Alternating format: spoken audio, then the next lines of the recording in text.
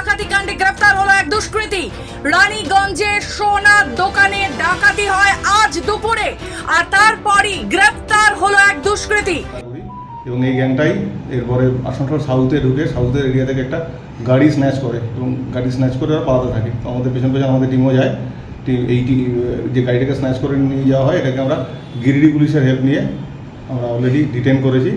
একজনকে মিসক্যান ধরা পড়েছে, বাকিদের খোঁজে তল্লাশি চলছে। আর ডাকাতি রিলেটেড যা কিছু ইস্যু আছে আমরা ইনভেস্টিগেশন শুরু করেছি, তদন্ত চলছে। যা কিছু পাওয়া যাবে ডেভেলপমেন্ট হলে আপডেট আপনাদের করে জানানো। আমরা এখনো পাইনি, ওরা চলছে ইন্টারোগেশন। কোথাকার বাসিন্দা? ঝাড়খণ্ড। সে কি আহত? না, সেটা এখনই বলতে পারছি না। আমাদের টিম পৌঁছেছে, জিজ্ঞাসাবাদ চলছে এখন। রানীগঞ্জের সোনার দোকানে ডাকাতি এবং তারপরই চম্পট দেয় দুষ্কৃতীরা। তাদের পেছনে ধাওয়া দেয় আসানসোল দুর্গাপুর পুলিশ। পুলিশ সূত্রে খবর, দুষ্কৃতীরা চম্পট দেওয়ার পরই ঝাড়খণ্ড ডুবুরদিহি সীমান্তের চেকপোস্টে ব্যারিকেড লাগায় পুলিশ বাহিনী, কিন্তু তা সত্ত্বেও ব্যারিকেড ভেঙে বেরিয়ে যায় ডাকাতের দল। দুষ্কৃতীরা ঝাড়খণ্ডে ঢুকতেই ঝাড়খণ্ড পুলিশকে তৎক্ষণাৎ খবর দেয় আসানসোল দুর্গাপুর পুলিশ।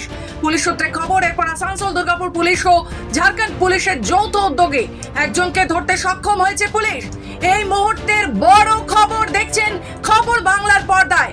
রানীগঞ্জের সোনার দোকানে ডাকাতি, আর তার কিছু ঘন্টা পরই, আর তার কয়েক ঘন্টা পরই সেই দুষ্কৃতীদের মধ্যে থেকে একজনকে গ্রেফতার করতে সক্ষম হয়েছে পুলিশ। আসানসোল থেকে রাহুল পাসওয়ানের রিপোর্ট, খবর বাংলা।